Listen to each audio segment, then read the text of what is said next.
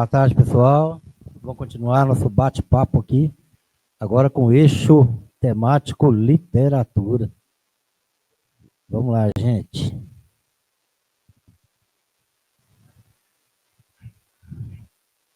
Estamos aqui com a Sandra, representando aqui o Museu Regional, o Kleber Santos, né? Vai falar dos seus livros. Ana Cláudia, né? Também. Elisa Miranda, Thelma Barbosa. Quem mais? Parece que só, né? Estou aguardando a Mirella chegar. Vai chegar, está chegando. Este tema de literatura, tem alguma exibição, ô José? Nada, não?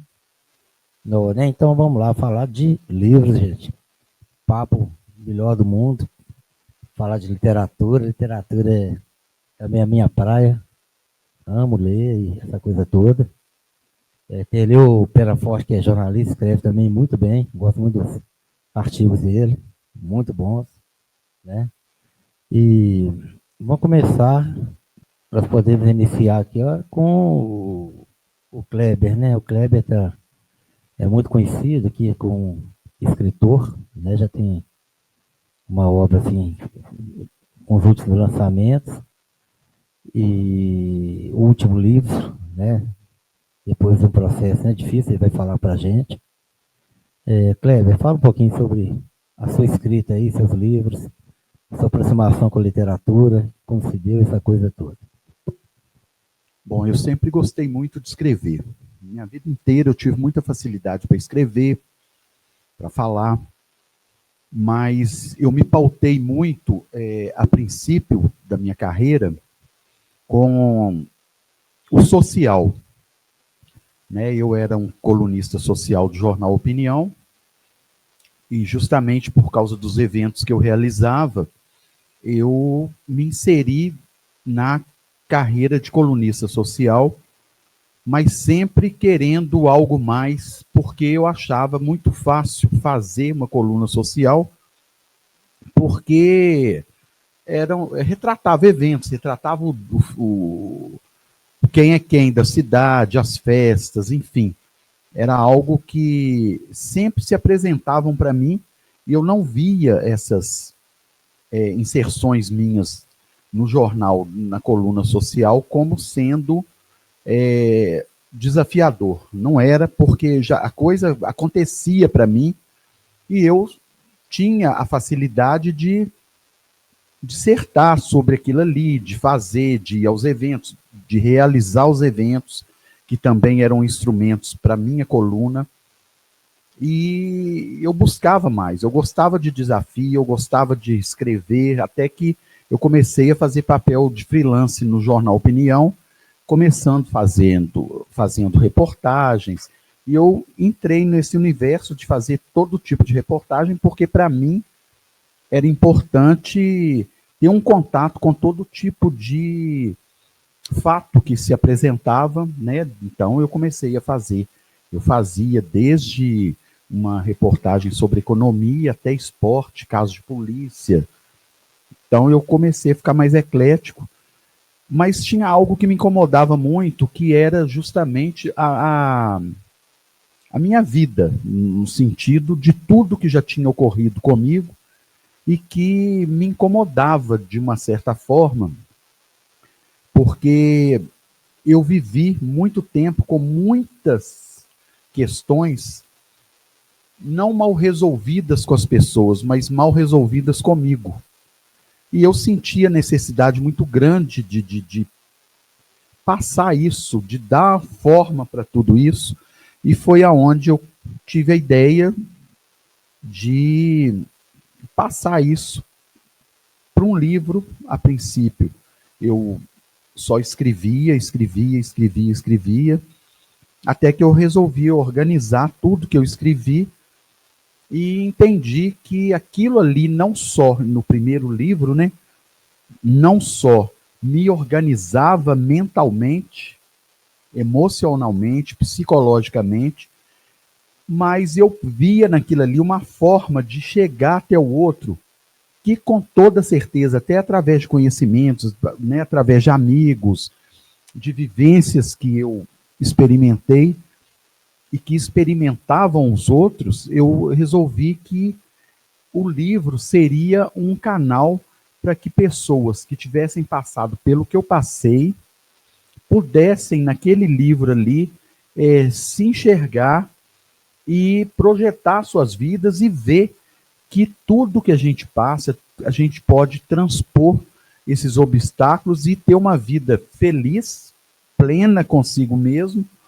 E daí, então, surgiu o Entre Muros e Morros, que era aquele primeiro momento que eu vivi, entre muros e morros, e a partir desse momento eu via que, além de eu estar escrevendo uma história de vida para a vida, eu estava, naquele momento, passando por uma terapia que nenhum terapeuta tinha me dado ainda. Eu mesmo sendo, que eu falo no livro, que eu ponho até como música lá, eu sendo o caçador de mim. Naquela minha busca incessante de me redescobrir, de me fazer, porque eu vivi momentos de total enrostimento, de medo, de perseguição. Naquela época a gente não vivia bullying, não sabia, vivíamos o bullying, mas não era algo assim tão americanizado como é hoje, de falar que sofreu bullying. Você também não tinha a quem recorrer, porque você era visto, né, o homossexual era visto como um pecador. Na época, a família que tinha N amigos meus, conhecidos, tiveram que sair daqui, foram embora, porque eles não poderiam se assumir como eles verdadeiramente eram. E eu saí de Caeté não por isso, eu fui estudar, fiquei anos estudando fora, mas eu voltava sempre e resolvi que eu devia enfrentar tudo isso na época. E isso tudo eu relato no livro, passo a passo, de toda a experiência que eu tive e o que foi, para mim, algo fundamental, o que eu acho que foi fundamental para as pessoas, porque no momento que eu vi que o livro viralizou, foi um livro que foi finalista do Prêmio Jabuti, foi algo assim surpreendente, que eu não imaginava nunca. Você tem uma ideia, eu perdi para a biografia de Ney Matogrosso, que tinha uma vida até muito semelhante a algumas coisas que eu vivi. Mas, assim, foi algo fantástico, fui convidado para N coisas. Então, a história que eu escrevi do Entre Muros e Morros, eu tenho certeza que ela chegou a várias pessoas. E o que eu achei mais importante nisso tudo é que foi uma história que não era uma história para homossexuais. Eu acho que ela teve uma representatividade muito maior no universo hétero. Que era o quê? A busca do respeito, era a busca da necessidade de falar para as pessoas que nós somos todos iguais. Amamos iguais, mas o amor é verbo, amar é verbo intransitivo, então o amor é algo que vem tão subjetivo que eu não tenho que determinar que o amor é entre homem e mulher. Não, o amor ele acontece, ele é tão subjetivo que ele te pica ali e você, de repente, você está amando um igual. E era o que acontecia comigo. Mas, em meio a tantas adversidades, em meio a tantas coisas, se fazer e se situar dentro de uma cidade conservadora e tradicional como é Caeté, e ainda é até hoje, eu acho que eu digo que eu saí muito vitorioso disso tudo. Muito fortalecido, e tenho certeza que eu inspirei muitos a simplesmente bater o pé no chão, sou e daí, e levar uma vida mais plena, mais feliz, mais justa, mais humana. É isso, Kleber. Eu penso que escrever, a primeira coisa de escrever é um ato de coragem. É um ato de afirmação da vida. Né? A coragem de escrever, e os que escrevem, né, contribuem muito para o mundo, de uma forma geral, para a humanidade, para o crescimento do ser humano. E já que você é um escritor, né, já maduro, assim, do outro lado, uma menina, uma criança, começando os seus escritos aí, né, Mirella? Você gosta de literatura, Libera? Muito escrever? Fala com a gente aí. Eu gosto de escrever e também de desenhar. Tá, vamos tentar localizar a sua poesia, que depois você declamar aqui pra gente. Assim, você pensa assim, em escrever, eu vou te contar uma história minha. Eu tinha 10 anos, eu era estudante, na escola de periferia, hoje é Senhora do Bom Sucesso, era o Chocolatão, né? Uma escola muito segregada. Eu entrei no concurso de poesia da prefeitura, na época. O tema era árvore, se não me engano. Eu ganhei primeiro lugar do município. E está lá o meu troféu, até hoje na prateleira. Aí, a partir daí, eu já gostava de ler, né? De ler. Aí eu continuei a ler. Eu, assim, meus amigos, meus colegas, jogavam bola, também jogava bola, mas eles achavam estranho eu ficava lendo. Ir na biblioteca, pegar um livro, ler. Aí você tem que, para a gente ser um bom escritor, a gente tem que ser um bom leitor. Tá? Você procure ler bons livros, porque você lendo, você vai aprendendo. E isso é para a vida toda. Tá? E vou esperar sua poesia chegar para a gente, para te ouvir. Declamar uma poema para a gente. Tá joia? Ô, Sandro, fala em incentivo à literatura. O museu está com um concurso aí, não tá? Você pode falar sobre ele? Boa tarde. Primeiro, eu gostaria de falar de mim mesma, no mesmo sentido em que você começou a escrever, em que ela provavelmente começa, porque perdi também algumas escritas minhas enquanto estava lá no João Pinheiro, que era aquela ideia de uma cadernetinha com os contos. Ganhei a primeira medalha por escrita no 6º ano. Ganhei também, era um concurso da COFEBRA, Cooperativa de Crédito Mútuo dos Empregados da CIA Ferro Brasileiro. E depois isso foi desenvolvendo em minha vida. Mas deslanchou mais quando eu me apaixonei, e era por um rapaz que tinha namorada. Aí o amor saía por meio das poesias. Uma das primeiras poesias publicadas no jornal Opinião era a luta por aquele amor. É claro, depois nós conseguimos viver o nosso amor, mas a poesia aflorou depois disso. Aí, a partir daí, eu escrevi O Amor de Flor. Muita gente pensava que eu era a flor do livro, mas não. Foi mesmo um app que veio no dia, eu escrevi, depois fui criando as rimas. Depois escrevi Amor de Beija-Flor, escrevi um livro infantil, 2 infantis, 3 de poesia, e agora tem mais 2 escritos que ainda não foram lançados, porque a ideia do Alberto também falar, e da Thelma, de gente, nós que somos autônomos, nós corremos alguns riscos. Não ter dinheiro para o lançamento ou ser enganados como eu fui. Eu caí na mão de um editor que se tornou estelionatário, ele pegou meu dinheiro, ficou com meus livros e não tirou o nome dele dos bens, né? Então eu entrei na justiça e tudo. Aí ele tirou o nome, os bens dele do nome dele, para ele não me pagar o que tinha que pagar, e está aí. Então a gente enfrenta, o escritor independente, ele enfrenta um tanto de coisinhas em seu desfavor, que não seja apenas a sua luta para fazer conhecer a sua escrita. Mas eu ainda escrevi agora A Paixão de um canário negro, criado em cativeiro por uma canarinha amarela que ele encontrou na floresta, né? Então, eu acho que todo mundo já deve saber qual é o tema mote aí, que é o racismo, né? E ajudei, na época, a Lucinéia foi à escola, lá na Paulo Pinheiro da Silva, para ela saber sobre a possível participação dos alunos no concurso.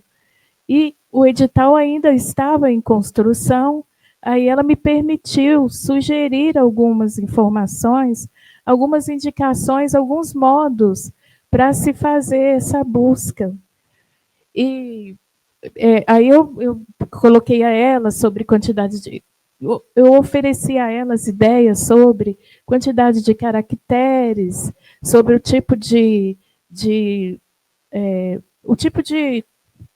texto para cada uma das séries e tal. Depois, acabou que depois, eu acho que nós vamos...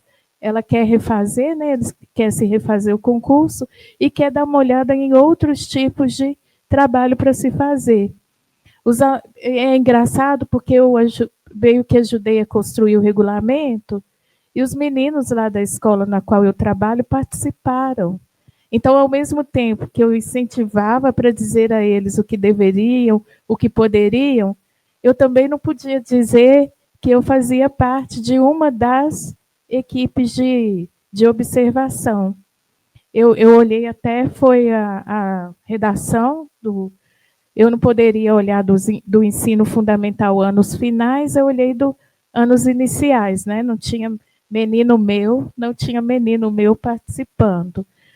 Lá na escola, a gente ainda tem essa luta, esses meninos que leem muito. De manhã, principalmente, tem meninos que devoram livros. Quando eu estudava, eu lia um livro por dia. Todos os dias eu ia à biblioteca, aí pegando o gancho na sua fala, né, de que quem escreve também precisa ler. Todos os dias eu ia à biblioteca, todos. Mas, por mais que esse moço aí tenha ficado com os meus livros, ele me disse que minha escrita não era vendável, porque era narrativa poética, que quase ninguém lê histórias com rimas. Bom, mas eu escrevo ainda histórias com rimas.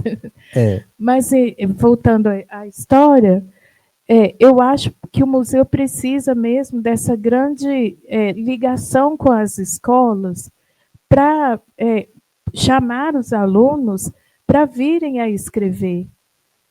Né? A escrita, ela é assim, ela é libertadora.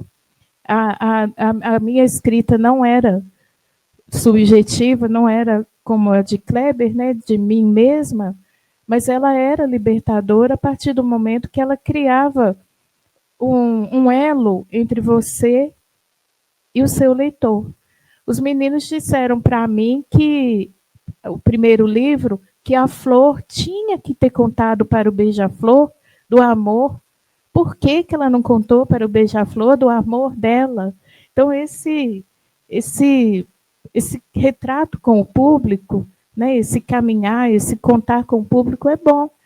E os meninos, quando eles escrevem, eles partem de algo que está dentro deles também. Um aluno lá da nossa escola, ele até falou que não pôde vir, que o pai não pôde trazê-lo. Ele colocou o apelido de Sansão. E ele reclamou no dia que ninguém falou que tinha colocado o apelido dele de Sansão. Porque ele tem o cabelo compridão. E colocou o apelido, o codinome, né, o pseudônimo de Sansão.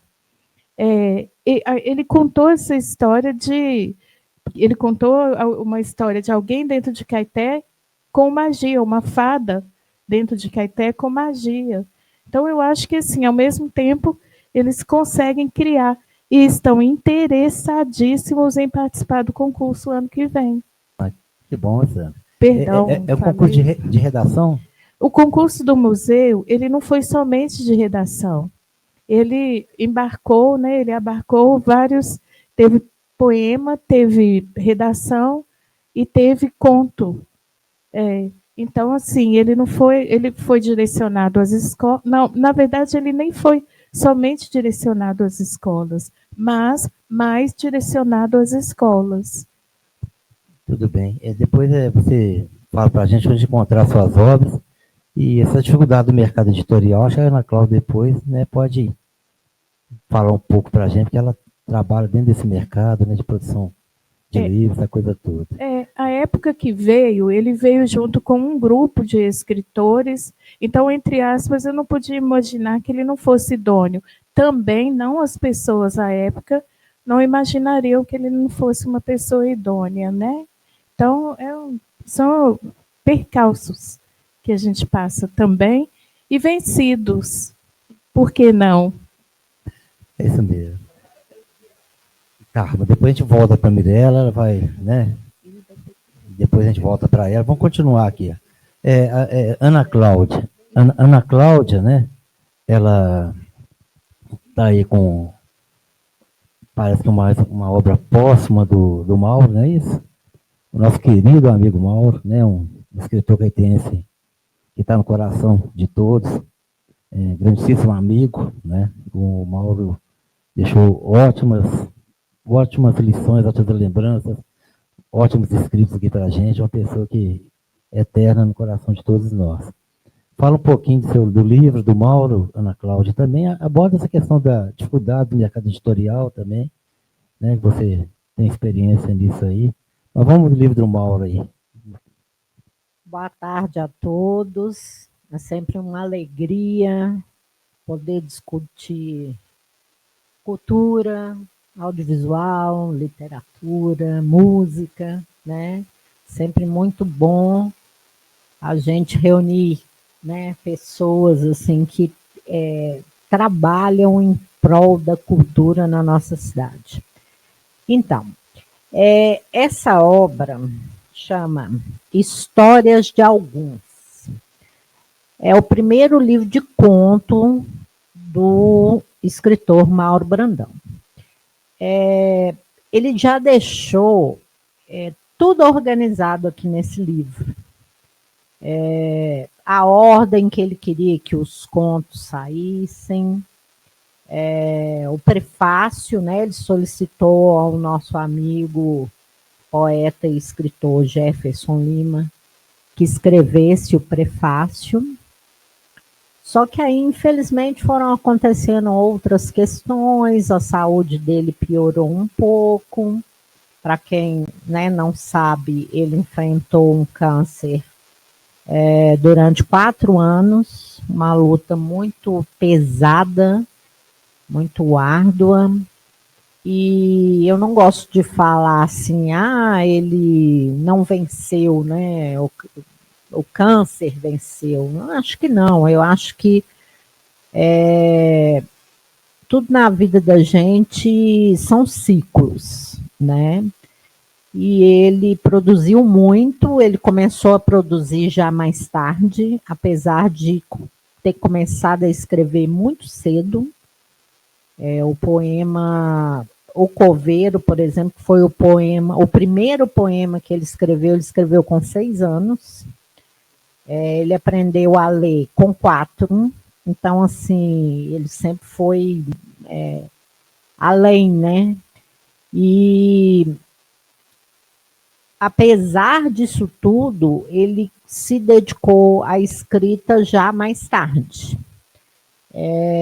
E aí, em 2014, ele lança o primeiro livro, Clara Luz e o Poeta, e aí não parou mais, né? Eu falo que o bichinho ali picou e ele falou assim, não, agora eu tenho que seguir.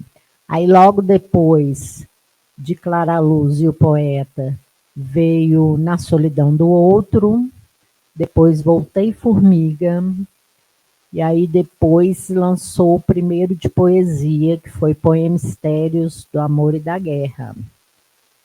E logo depois deste veio O Soldado Errante, que a gente brincava que era filho da pandemia.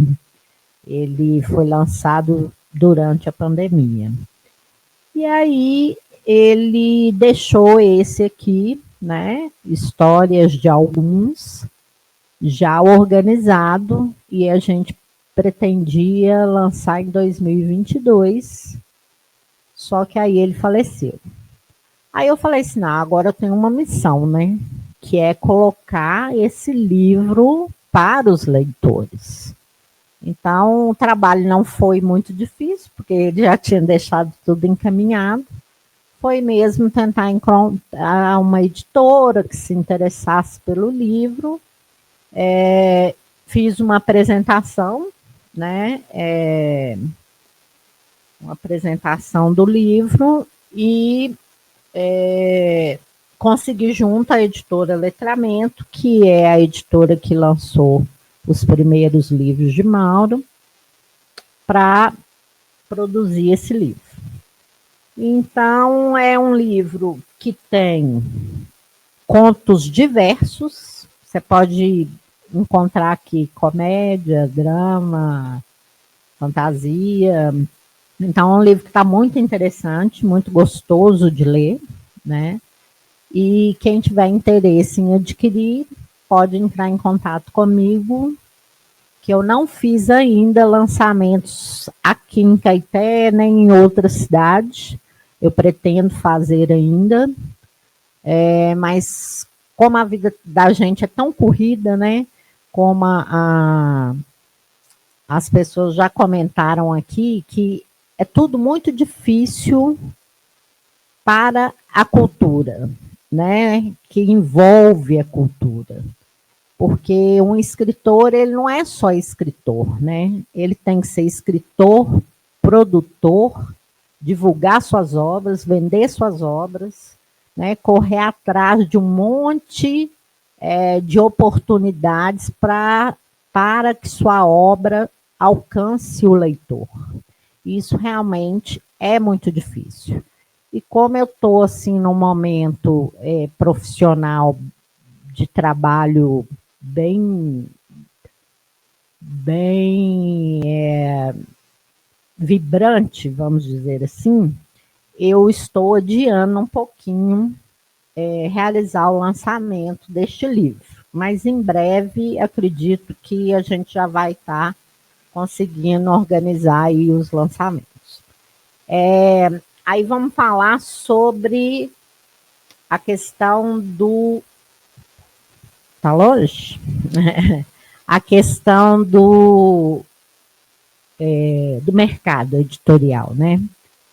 Aqui no Brasil, gente, é muito complicado. Por quê? Porque é raro o escritor que é contratado pela editora para produzir um livro. A maioria tem que pagar essa publicação, né? E a gente sabe que isso não é barato, não fica barato, né? Principalmente quando é livro infantil, que tem muita imagem, né? Que tem ilustração, que tem que ser colorido para chamar atenção, e se encarece um pouco a obra. Então, a maioria das pessoas tem que bancar. No caso de Mauro, ele deu a sorte de não precisar pagar pela publicação. Ele foi contratado pela editora para publicar os livros. Então, isso facilita demais, né? E aí cai nessa outra questão também do autor independente, né? O autor independente, muitas vezes, ele não tem espaço para distribuir seus livros. Para você colocar numa editora, numa livraria, você às vezes tem que pagar 40%, né, do valor do livro para essa livraria. Aí sobra 60% só para você, né? Então, assim, é difícil, não é fácil. Por isso que editais são boas opções para esses escritores independentes poder conseguir, né, publicar seus livros. Hoje já tem, assim, muitas possibilidades, né, principalmente aqui em Minas Gerais, de editais focados só em literatura. Então, é uma boa opção. Agora, falando sobre... Como é que você chama, querido? Mirela? Parabéns, Mirela, porque, assim, eu observo que a gente está tendo um retorno dos jovens à literatura. Coisa que um período aí, eu acho que a gente ficou muito... ficou assim, tipo um vazio, né? As crianças e jovens não liam, não tinham esse hábito. E agora eu tenho observado que a maioria está voltando. Isso é muito bom, gente, porque é muito importante a leitura, né? Independente do gênero que você vai ler. O importante é que você leia, né? Larga o celular para lá e vão ler. Minha filha, hoje já casada, já mãe, quando estudava no estadual, ela descia para a escola com livros, porque ela sempre foi devoradora de livros. E aí, na hora do recreio, ela em vez de ficar com a turma lá e tal, conversando, brincando, ela sentava num cantinho e ia ler. E aí os colegas, né, a turma azarava ela, falava assim, gente, alienígena, né? O que essa pessoa está fazendo com livro dentro da escola, né? Na hora do recreio, vão aprontar, vão brincar, vamos zoar os outros, vão mexer no celular, né? E ela lá lendo. Então, quer dizer, isso sempre foi um hábito muito grande na minha casa. Tanto a literatura como a música. A gente escuta de tudo. Sim, por favor. Bota o microfone para... É só para ilustrar um pouco essa diferenciação de leitura. Eu trabalhei um pouco na biblioteca lá da escola e oferecia aos alunos coleção Vagalume, Carlos Drummond, Poliana Moça e tal. Eles hoje querem Harry Potter, todas essas histórias de magia. E é um livro, eu comecei a ler Harry Potter, eu não tive paciência de ler. E eles leem com sofreguidão, com Harry Potter, que eu achei uma leitura cansativa. Não sei se você conhece o livro do Harry Potter, se você leu essas magias hoje. Então, assim, navegou-se hoje por outro tipo de leitura, completando a sua fala, independentemente de qual modelo, de qual estilo seja, leia.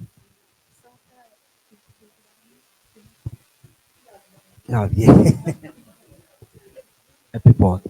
Eu me perdi aqui um pouco. Você estava falando sobre a questão da publicação, mercado editorial. Já falou sobre falamos leitura. sobre isso. Acho que eu vou passar para a Sim. Thelma e para a Elisa, e depois a gente volta para as perguntas. Eu gostaria que vocês abordassem também a questão da tecnologia, literatura, entendeu? O que isso influencia, o que modifica nos hábitos de leitura, se ajuda, se prejudica, tá? Depois a gente vai conversar sobre isso também. Tá, deixa eu só fechando aqui a minha fala, uma coisa que eu lembrei aqui, que eu também escrevo. Eu não tenho livro publicado, mas eu já tive conto, poesia e crônica publicados em antologias, né? O que são antologias? Antologias são vários escritores que publicam num único volume, né? Então, eu já tive algumas publicações lá, mas nunca publiquei um livro solo. Mas tem muito escrito guardado e tenho até vontade de publicar. Quem sabe, em breve, né? Eu não consigo um tempinho para me dedicar e realmente publicar meus escritos. E eu estou falando isso para concordar com vocês dois que passaram aqui antes de mim, de o tanto que é libertador escrever. É importante demais para o autoconhecimento a gente colocar no papel aquilo que a gente sente. E eu tenho um hábito que é deixar um caderninho e uma caneta do lado da minha cama. Porque várias vezes, gente, eu já acordei de madrugada com um pensamento pronto na cabeça. E aí eu tenho que pegar o caderno na hora, porque senão eu esqueço. Então, é realmente libertador poder escrever, soltar o sentimento através das palavras. E é isso. Muito bom, Cláudia. Lembrando que você e a Thelma são da ADERC, né? Associação dos Escritores e Restauradores de Caeté. Não sei se a Sandra conhece a Associação de Escritores de Caeté. A Mirella vai entrar brevemente. Né, Mirella? Vamos aqui conversar com as moças do Luar. Moças do Luar, hein? Vocês vão falar sobre a publicação a respeito, né, do levantamento do acervo, né? Da manifestação cultural. Que você tem para falar, Thelma, Elisa, vamos lá. Bom, voltando aqui, né, gente? Agora num outro eixo, que é o eixo da literatura, e pontuando assim, né, que as pessoas que escrevem projetos, como eu gosto de escrever projetos, não deixa de ser, né, uma questão literária também, porque você está transformando um pensamento em história, né? E isso se transformando em um projeto que vai ser executado e vai transformar muitas vezes o seu entorno, né? O pensamento das pessoas, levar conhecimento, isso também é muito importante, né? Então, voltando aqui, apresentar nesse eixo, né, o trabalho que foi feito no projeto do Aluá, né, Irmandade Nossa Senhora do Rosário, a parte literária, né, que foram os inventários, como eu falei no outro eixo, foram feitos inventários dos bens móveis da manifestação cultural do Aluá. E explicando assim que o inventário, na questão, né, do patrimônio, é o primeiro passo, né, para a proteção de um bem. Né? Então, você vai descrever aquele acervo de forma que ele seja o mais, assim, ele fica sendo um único, né, uma única peça inconfundível. Então, por exemplo, se alguém levar para algum lugar, como a gente tem visto aí, peças que estão voltando, né, gente? Sumiram do acervo e foram encontrados e retornaram. Esses inventários, eles são muito importantes, porque eles vão trazer todas as características daquele bem, né? E principalmente quando é um conjunto, igual foi feito aqui. Um conjunto de todo o acervo que contempla essa manifestação. E não deixa de ser literatura. No caso do projeto do Aluá, eu convidei algumas pessoas a trabalhar comigo nesse projeto, né? Citando, né, o Vanderlei, ele fez toda a parte fotográfica, o registro fotográfico de vídeos, né, desse projeto. A Elisa, ela fez toda a parte do inventário, a gente levantou as questões de história, de tudo, e ela passou isso para o papel, né, Elisa, para o inventário, que no caso é a nossa literatura aqui do projeto. E o Alberto, que trabalhou na parte da música, que a gente ainda vai falar sobre isso, né? Ele fez a transcrição das músicas, né? O que o projeto pôde contemplar dentro do valor que foi estipulado. Foram 8 músicas, né? Eu fiz assim uma projeção com o Alberto. Alberto, a gente pode fazer X. Né, assim, e para você, o que dá? Não, nós vamos fazer, tem 8 músicas. Então, assim, ele foi convidado também a participar, e hoje eu convidei a Elisa para ela falar um pouco dessa relação dela com o projeto, né, o processo dela em relação à manifestação cultural do Aluá. Então, eu vou deixar para ela contar para nós aqui um pouquinho. O microfone eu morro de vergonha, gente. Bem, o Aluá, para mim, é uma manifestação das mais interessantes, das mais importantes do município. Eu estou em Belo Horizonte agora, mas quando a Thelma me convidou, eu fiquei muito feliz de estar podendo vir para fazer. E o que é o inventário? Eu chamo da certidão de nascimento do bem, que vai o nome do bem, onde ele é localizado, onde ele fica, as dimensões, né? Altura, largura, diâmetro, E a história, a descrição dele, o que ele é, de que ele é feito. Então, isso aí é o estilo e a importância dele. Qual que é a importância de uma caixa, de um atabaque, para a manifestação, né, em si? Qual que é qual a importância? Onde ele encaixa naquela manifestação? Eu acho que o instrumento, o aluá, é uma literatura que ela auto se escreve. Ela é a história viva. Ela transfere para a gente. Então, assim, na hora que você vai pesquisar e que você vai conviver com essas pessoas que usam esses instrumentos, e o que são esses instrumentos, que, tipo assim, é só o pai, seu, como é que é o nome dele mesmo? Era seu, esqueci. Egídio. Não, pai. Egídio é o marido. Mas o pai, que era lá do coisa, é só ele que consertava, 60 anos, é só ele que mexia nas caixas. As caixas são com revestimento de couro. A foto ali. A foto ali, ó, da caixa. A foto de baixo. O baixo é o atabaque, né, Vanderlei? Mas então, a cuíca. A cuíca, A cuíca é o que tem mais interessante desse mundo. Você conhece cuíca, né? A coisa mais interessante do mundo. Você tira som passando um pano por dentro. É porque é do século XVIII, né? Não é uma cuíca moderna. Seculares. Então, é a história viva e que, fazendo o inventário, a gente registra. Além de registrar a história escrita, que tem a pesquisa, que tem em outros lugares que você vai procurar parecido, tem a história oral também, que é de extrema importância, que acho que é o eixo principal. Então, essas pessoas não escrevem, então eu vou lá, copio o pensamento deles e passo para um texto. Então, essa é a parte literária da ficha de inventário.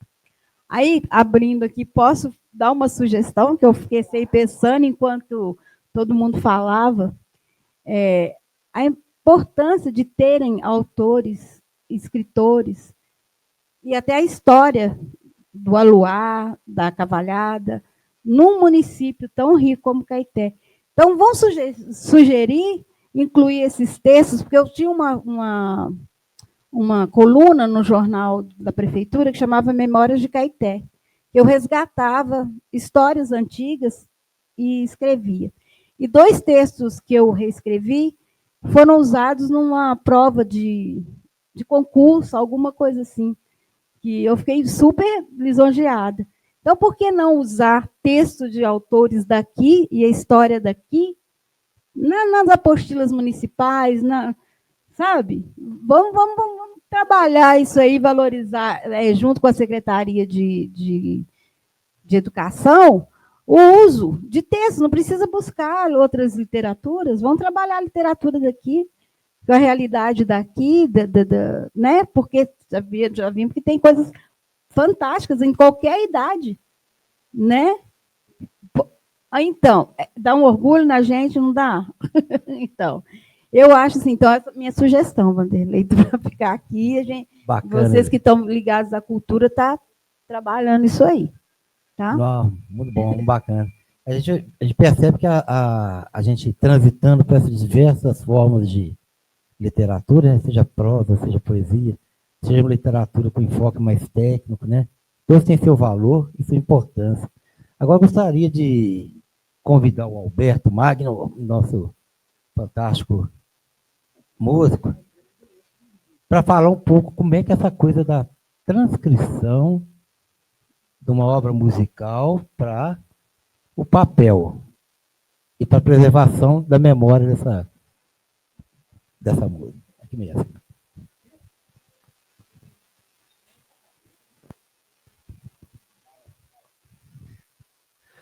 Então, vamos lá. O que é uma transcrição, né? A música, ela é subjetiva.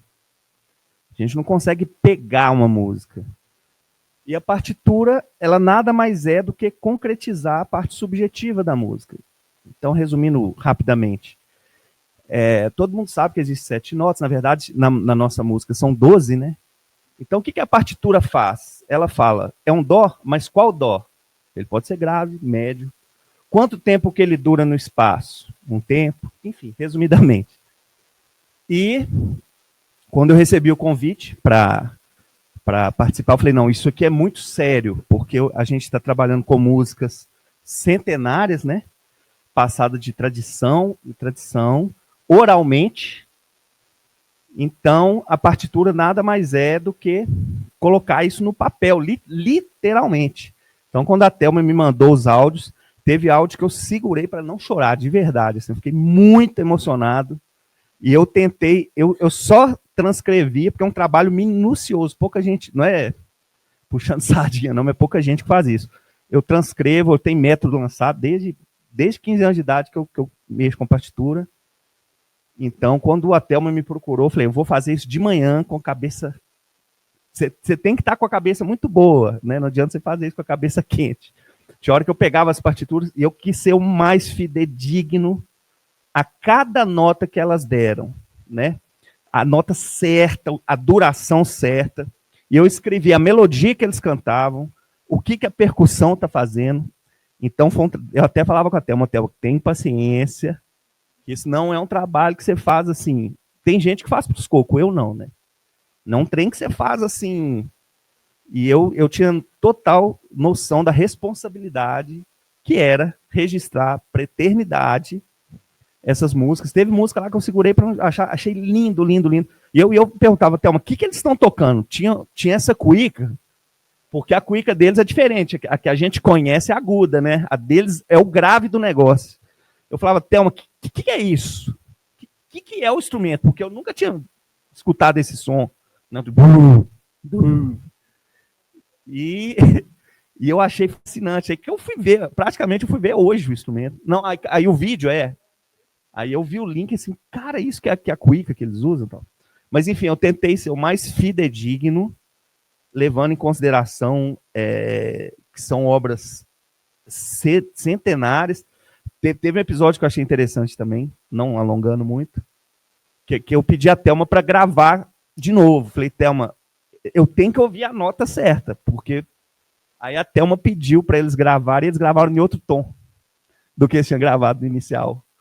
Aí eu mandava para a Thelma, mas não está batendo. Eu falei, não, é porque eles cantaram em outro tom. Eu tentando explicar, não.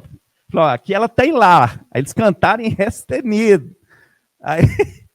Então foi um trabalho minucioso, mas eu tenho consciência que, sim, que eu fiz com muito zelo, com muito, muito critério, porque para ficar realmente gravado, né? Isso aí, Alberto. Fez um trabalho importantíssimo. Deu vontade de... Fantástico. Eu nunca ia imaginar que era isso. Nunca na minha vida. E eu quero ver isso pessoalmente. Eu fiquei fascinado mesmo. Mas tomara que a gente consiga fazer o resto, né? Porque tem muito mais música, não tem?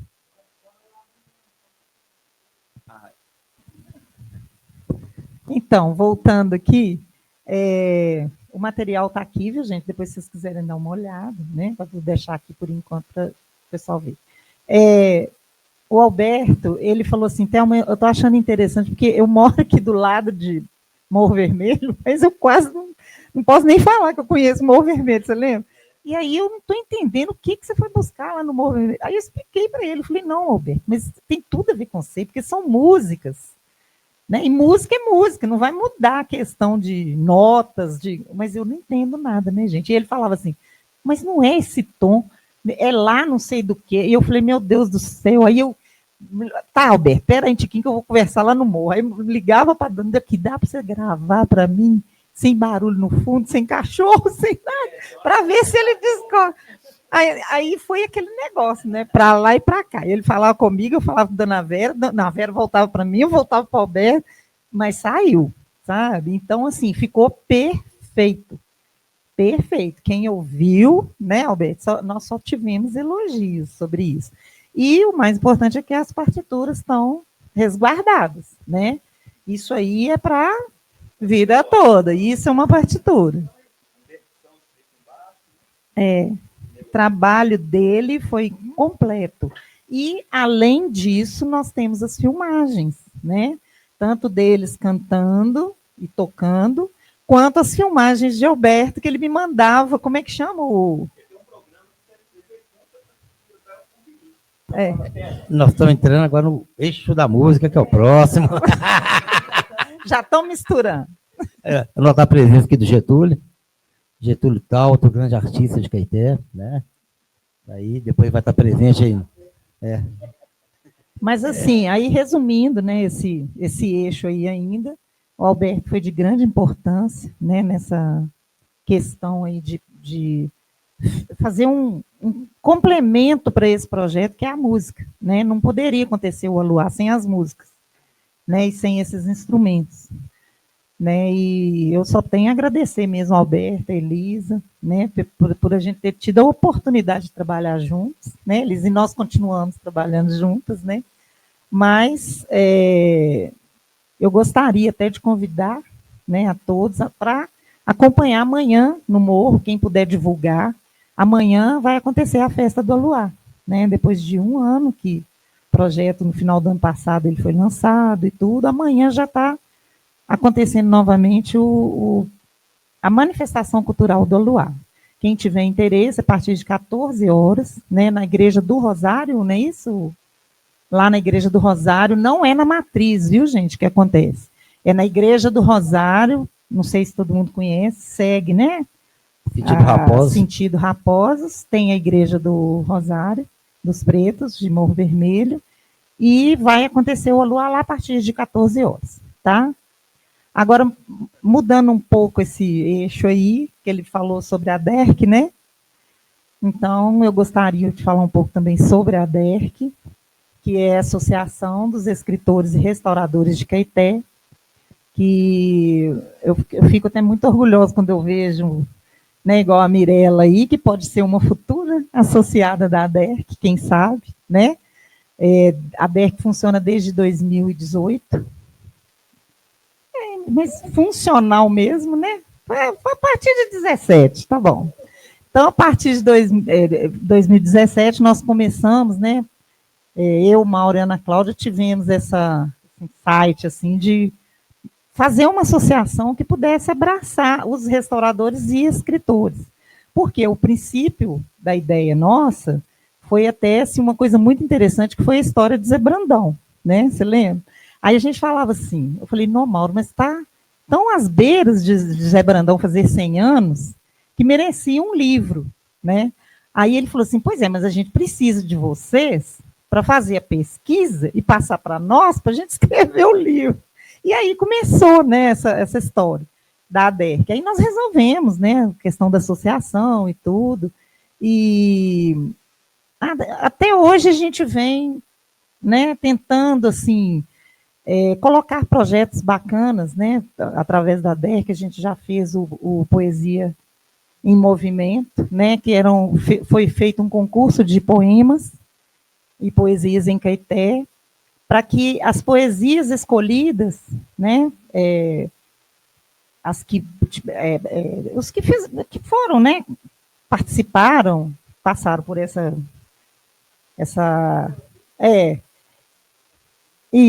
E aí elas iam para os ônibus. A ideia é que elas ficassem penduradas nos ônibus, né, mas logo depois veio a pandemia.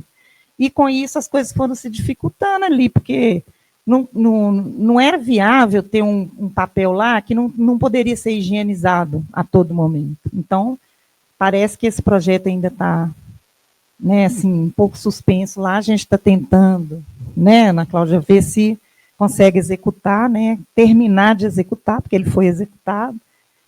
E entre outros que a gente também tentou trabalhar, tentou, né, levar adiante.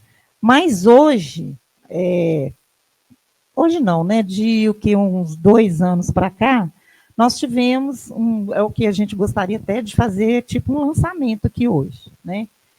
A gente teve uma notícia muito boa, que a gente ficou até meio assim, surpreso. Por quê? Porque a Ana Cláudia e o Mauro, eles já faziam parte da Liga dos Autores Mineiros, né? E a gente teve eles tiveram também essa vontade de participar junto com a gente. Por ele ser de lá e de cá, né?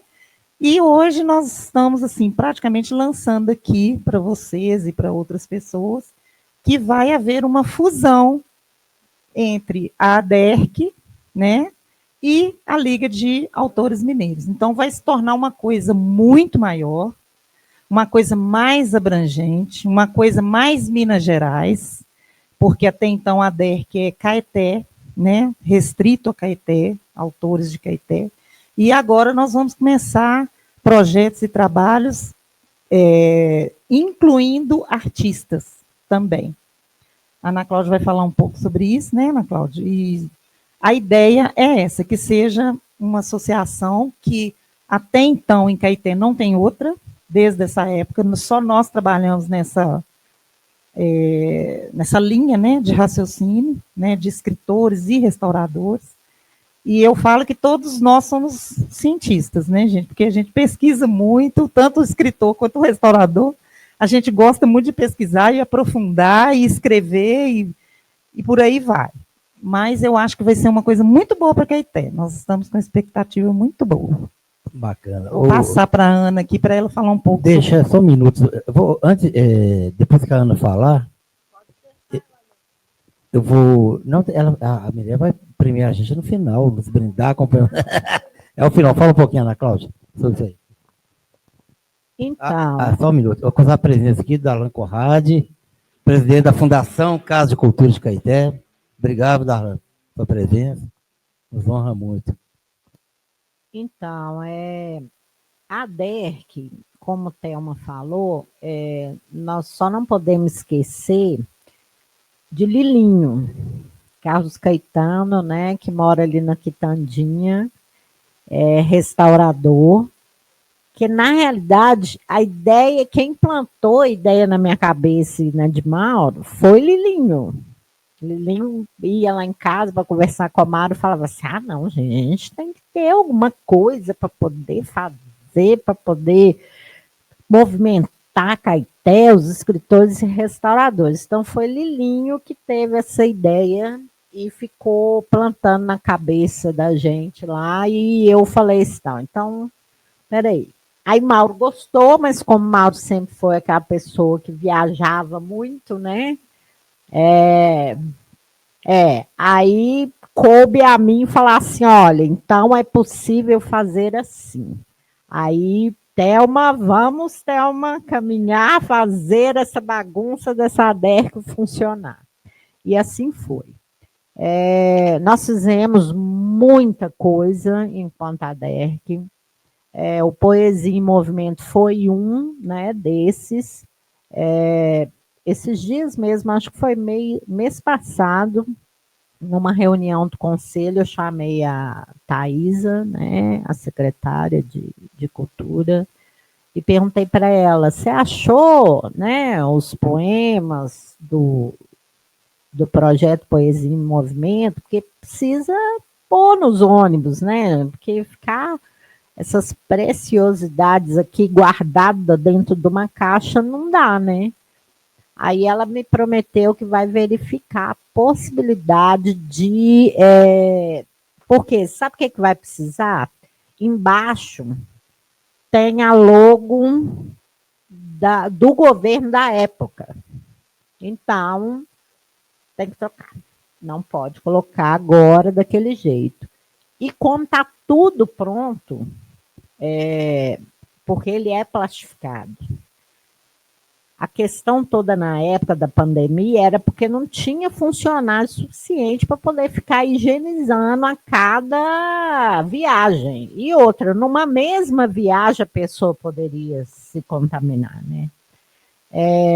Então, eu sugeri para ela fazer um adesivo do tamanho das logos assim embaixo e colocar por cima. E soltar isso logo, entendeu? Quanto antes, para até quem participou poder ter um retorno, né? De ver os seus escritos rodando aí nos ônibus da cidade. E aí, o que acontece? Em 2022, com o falecimento de Mauro, que era vice-presidente da ADERC, Thelma presidente, Mauro vice. A gente começou a encontrar muita dificuldade de continuar mobilizando os associados. Deu uma esfriada, deu uma caída. E aí, como Thelma falou, que a gente já fazia parte da Liga de Autores Mineiros desde 2014, a gente, então, levou para eles, né, essa situação da DERC e convidamos a todos que faziam parte da Liga, que era um coletivo sem CNPJ, né, então não era legalizado, viessem fazer parte da DERC. Então, de lá para cá, a gente está num processo de muita conversa, muito diálogo, né? E agora parece que está tudo certinho, faltando só registrar em cartório, né? Inclusive a mudança do nome da DERC, que vai passar para Lidera, que aí Thelma vai falar da onde que ela tirou essa ideia, porque foi ela iluminada para poder essa sacada que ela teve aí de colocar esse nome na associação. Então, eu vou pedir, assim, o nosso tempo está estourando dentro desse eixo. O Kleber vai falar sobre outra obra dele, né? O último livro dele. Aí, finalizar a sua fala. O negócio do nome é porque a questão que eu falei, né? A DERC, ela abrange Caeté. E a Liga é uma Liga mineira, então, quer dizer, ela abrange Minas todo. E eles não tinham, eles adoraram a ideia da fusão, mas eles não queriam perder a palavra Liga, né? Aí eu fiquei lá em casa, meu Deus, o que eu vou fazer? Aí comecei a pôr no papel, não podia tirar escritor, não podia tirar restaurador, não podia tirar Liga, aí eu comecei a pegar o princípio, né, a sílaba. Aí peguei li dos escritores, DE, né? RA e restauradores, deu certo. Eu falei, uai, lidera, ficou até um negócio bacana. Aí coloquei no grupo, né? Falei, não, gente, aqui, quem sabe se lidera dá certo. Ainda pensei assim, um MG, né? Porque agora é uma coisa maior, mas não precisou, não. Então ficou Liga, vai ser, né? Vai fechar assim, Liga dos escritores e restauradores e artistas de Minas Gerais. Então vai ficar uma coisa mais ampla. A gente vai fazer uma campanha aí para quem quiser, né, participar, ser associado, trazer seu trabalho. E mais para frente a gente vai divulgar isso, né? É isso. Obrigado, Thelma. O Kleber, eu estou pensando até fazer um pinga-fogo, né, com o seu jornal, colocar algumas questões aqui, mas nosso tempo está muito apertado. Pinga-fogo, seu? Com as polêmicas. Vai lá, Kleber, fala sobre o seu novo lançamento. Seu Bom, livro. exatamente como o primeiro livro, eu digo que o segundo, Dor da Alma, Cura Possível, as experiências de um paciente com divertículo de Zenker, também é uma história de vida para a vida, que são as experiências que eu tive a partir, né, do diagnóstico que foi detectado, e também todo o processo vivenciado, ele foi um processo muitas vezes vivido, né, com medo, com expectativas muito negativas, com uma apreensão muito grande, com uma pessoa como eu, que era marinheiro de primeira viagem, nunca tinha tido qualquer problema de saúde que me levasse a um posto de saúde que fosse, e de repente eu apareci com um quadro totalmente desconhecido, eu nunca tinha ouvido falar em divertículo de Zenker, e com já indicação cirúrgica, porque era um quadro muito raro. E o que me proporcionou eu tive um quadro de desnutrição e desidratação do mais alto grau, que talvez tenha sido isso que tenha causado o problema maior, né? Talvez o divertículo não fosse algo tão grave como estava o meu estado, né, de saúde.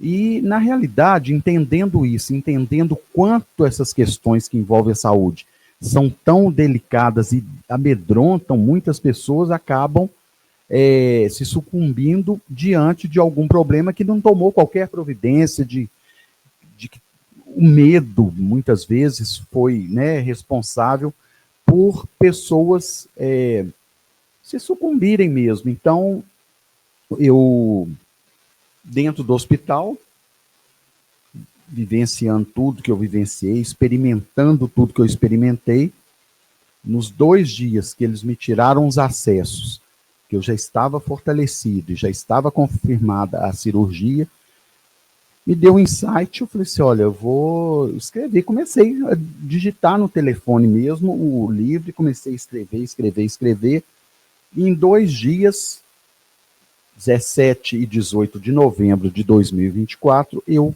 concluí o livro, só que eu achei que ele tinha que ter uma parte muito técnica, onde eu convidei alguns especialistas, colhi depoimentos para fazerem parte desse livro, que, na realidade, também teve uma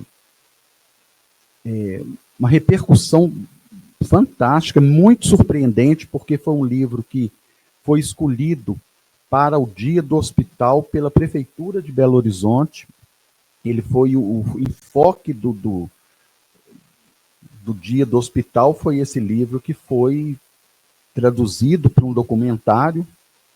Isso é muito importante, é o que eu falei, que não para mim nem por mim, mas pelos outros, de chegar aos outros, levar uma mensagem para as pessoas, como o primeiro livro, que inclusive esse primeiro livro já está sendo trabalhado, e o ano que vem o livro já está sendo, mas ano que vem ele estará nos palcos em Belo Horizonte, vai ser traduzido por um musical, o Entre Muros e Morros, está sendo trabalhado hoje pelo coordenador geral da campanha de popularização do teatro e da dança, que é o Dilson Myron, que é um caetense também, que orgulha muita gente, a gente saber que Caeté tem valores imensos espalhados por esse mundo afora aí, e ver o potencial que nós temos aqui em Caeté também. Então, para mim, o livro, tanto um quanto o outro, terem viralizado bastante, terem repercutido muito, não é só a questão, não é Kleber que está indo lá, eu acho que é Caeté que está sendo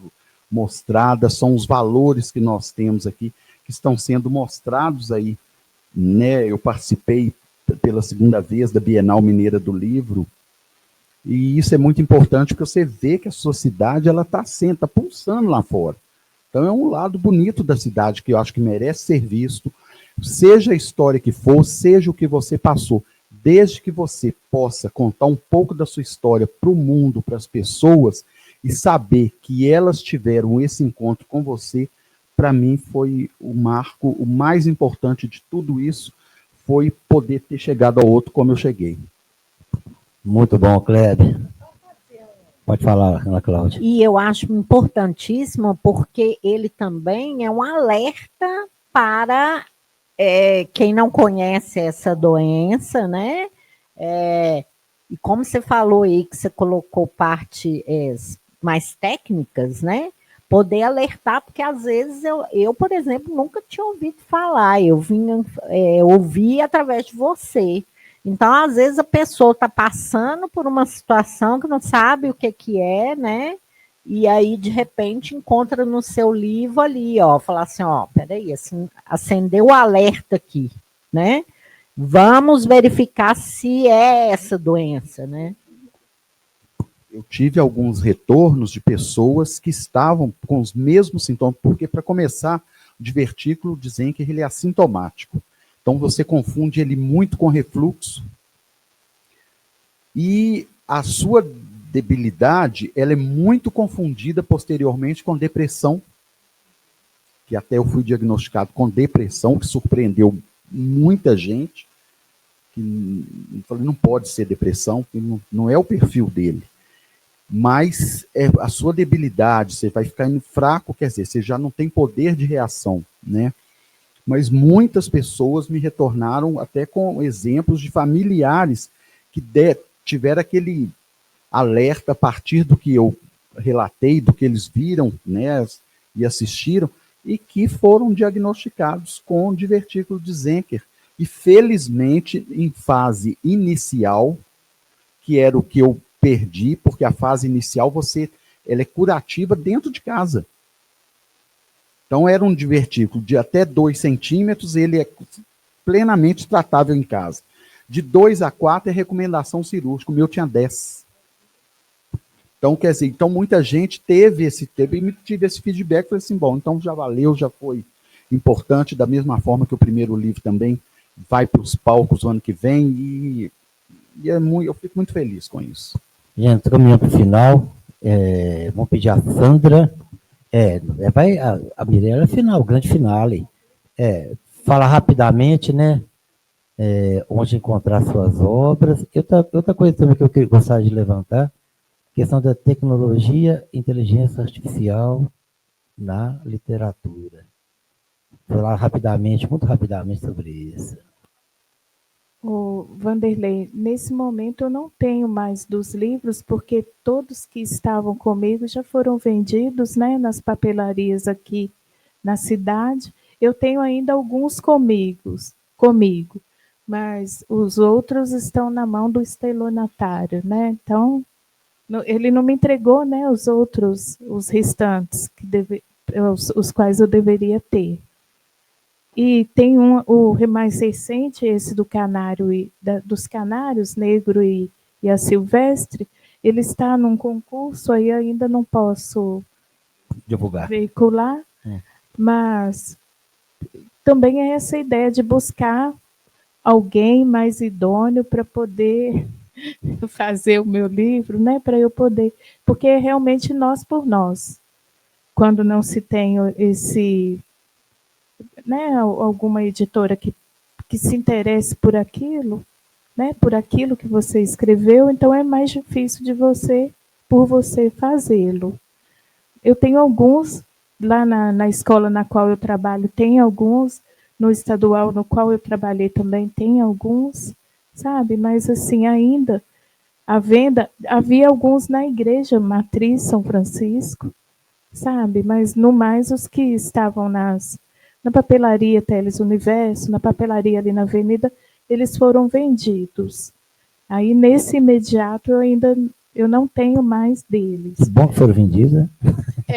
Isso.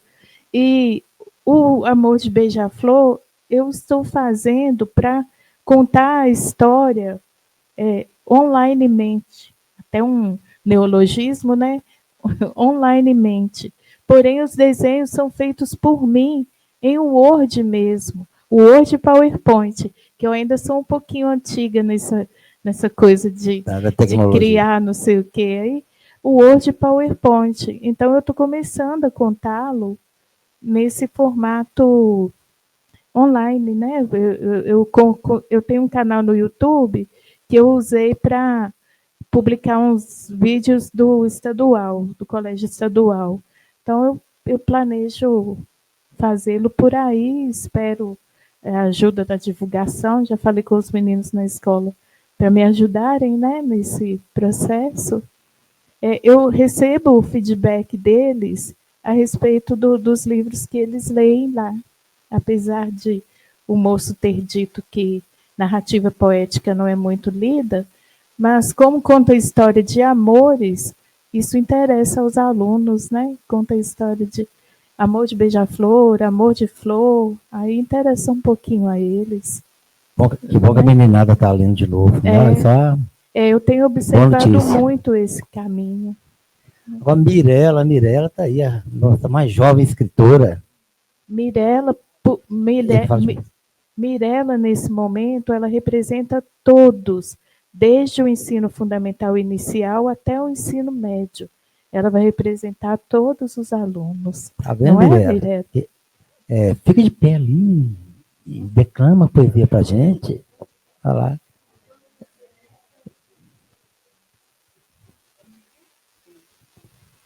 Pode começar? Poesia às estrelas. As estrelas são muito bonitas. Tem até mesmo estrelas cadentes. Brilha, brilha no infinito. À noite, elas são mais bonitas. Por quê?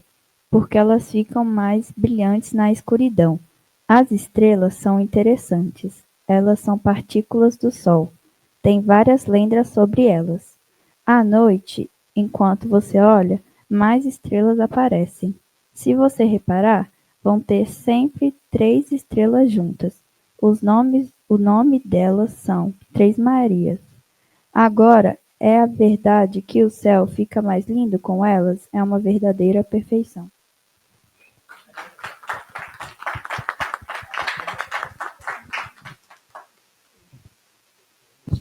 Nós vamos encerrar esse eixo, né? A produção já mandou diversos sinais. Só sem terminar. Tá? Muito obrigado aos presentes, a todos e a todas. Vamos passar agora para o eixo temático da música, né?